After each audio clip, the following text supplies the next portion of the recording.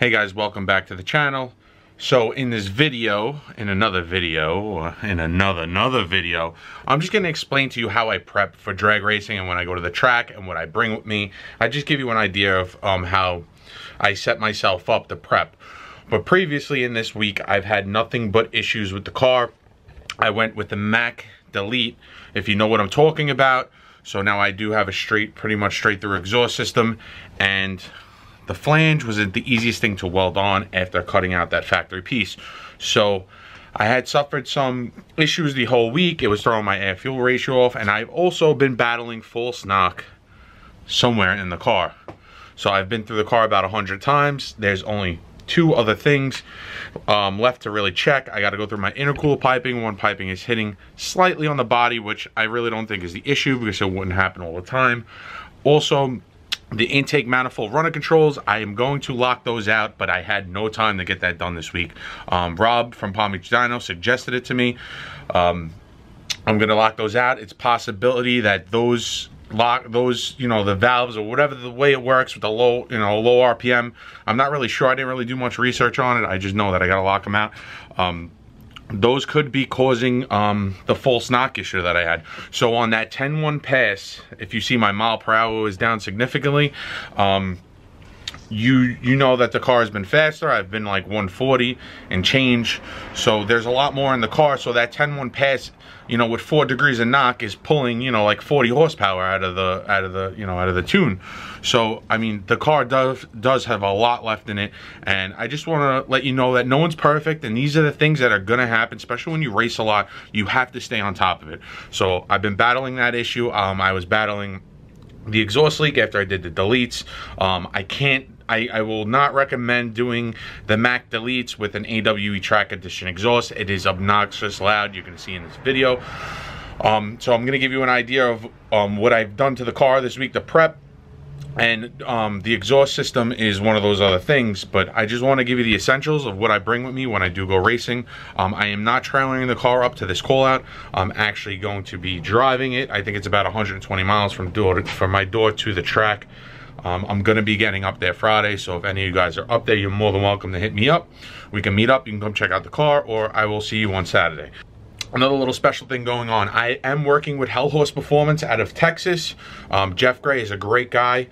He has a lot of connection for parts. He's been building a lot of Paxton or Vortec 18 and 19s. He offers the Hell Horse Performance 850 horsepower package straight from the dealers out of Texas.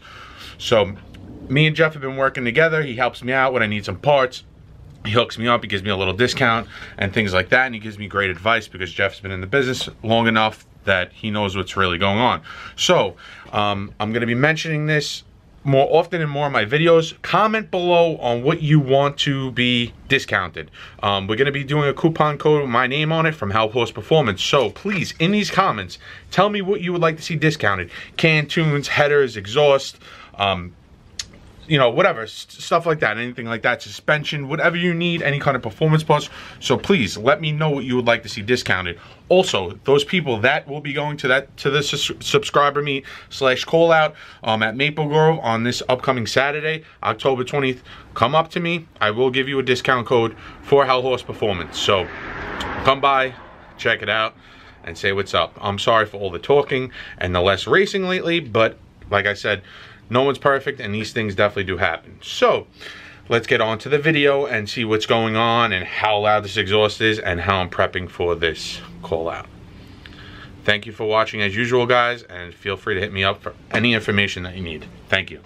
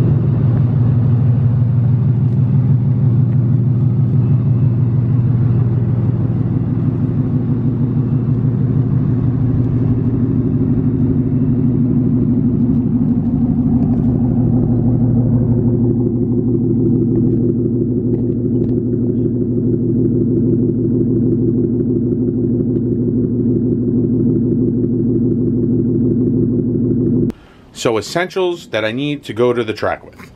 Things that are important. One of the most important things is tires. So obviously I'm running a Weld Racing RTS S71 with a Mickey Thompson ET Street R tire. It is in a 305 4517. These are the shit. These are my favorite tires. I've used multiple tires and these things hook, but don't get caught in the rain with them. They are not fun to drive in the rain.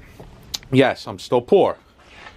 I am running race stars in the front, or poverty stars, whatever you want to call them, but that's all I can afford at the moment. And I am running a Mickey Thompson 26 by 6 by 17 in the front. These are sportsman tires, which you could drive on the street with.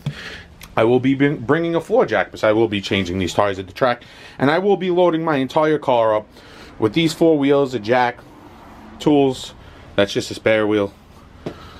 Nothing good there, let's see, but tools. The basics, you know, 10 millimeter, 12 millimeter, 13 millimeter, 15 millimeter, 18 millimeter, 17 millimeter, and 19 millimeter. And also I like to bring a 32 millimeter with me. I don't know if you can see it in my bag. Yes, I have Harbor Freight tools because I am budget and poor. I always bring a 32 millimeter socket with me just in case the axle gets loose. So those are just a couple of main things that you need, especially if you're going to be drag racing. I do not suggest going to the drag strip on stock tires when you're making any kind of significant power, because it is dangerous. You could lose control of the car, and these tires make you stick, and you feel a lot safer with these tires on the car in general. So, on to the next thing. So what do we have here? Sorry, that's my book bag. I keep all my camera crap in. So, this is a Race Quip helmet. You got to make sure that it is Schnell approved. It's important. If you're going to be doing a lot of drag racing, I suggest getting yourself a nice helmet. I think this thing was like 210 bucks, something like that. You also need a jacket.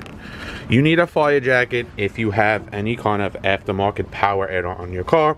It's also good. There's a point for having this jacket. God forbid something happens, at least you are protected above your waist, which I probably should buy pants by now, but every time I go to the store to get them, they never have my size, so I should probably order them. But you know how shit fits. Everybody's built like a girl nowadays, so things don't always fit right, especially when you order the right size. So I always bring a tire pressure gauge with me. This thing I think is about 50 bucks. It's good to have. Tire pressure is extremely important when drag racing. And I always bring my laptop. This is like I guess you could call like kind of like a Chromebook. It's real simple little laptop. This is what I do all my logging with. So what I would do is I will make a pass, I log it, I come back around, I come down the return road, I park my car, I shut my car off, and I pull the log out of the end gauge to see what is going on with the tune. I do not know how to tune, but I know how to read a log, and you can just see your normal things, air-free ratio, your knock, how your car was shifting, how hard your car shifted. It's good to have that to know what's going on with your car. It's not good if you go in there blind and you could be actually having a problem with your car and you can't log it to see what's actually going on. So those are things that I do bring with me. So under the hood, how do I prepare for the drag strip? Obviously, I go through everything. I check all my connections, my couplers, make sure my vacuum hoses are good, and make sure my clamps are tight. And this is one of the things that could be causing false knock. I will adjust the pipe a little bit. I'll put a piece of, sorry my fans are on, I apologize. I'll cut like a piece of hose and put it there so it doesn't hit. I always remove that ugly, bulky cover on top of this engine because there's no need for it. I only use that if I'm going to a show or some kind of meet, if I want to open my engine bay. But I go through everything. I check my oil, check my coolant levels. I check pretty much the whole car.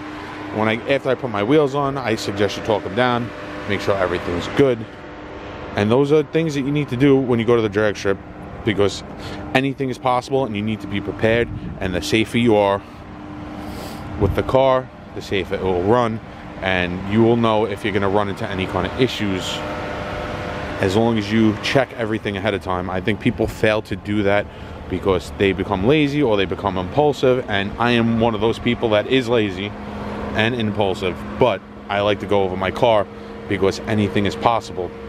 And when you're doing 100, 120 miles an hour, 130 miles per hour down that drag strip, it's extremely dangerous, and if something goes wrong, you need to be prepared, or you needed to check over it previously to make sure it wouldn't go wrong, because there's something that you might catch that you had an issue with before you make that pass down that drag strip. So I always suggest going over the car. I probably should make a checklist, but like I said, I'm too lazy. I'll probably never make it, but I always know what to go over. That's it. I mean, that's pretty much the end of the video. I hope to see you guys on October 20th at Maple Grove. If you are local, come up to me. I will give you that discount code to use for Hell Horse Performance, and you get to see the most awesome Vortex powered 18 Mustang GT in the country. So once again, guys, thank you so much for watching. I really hope you enjoy my videos, and I hope I can put more content out. And it's not that easy, and you know, you have all these people saying, oh, you put up these clickbait videos, and people put these clickbait videos up, and people always hating and stuff like that.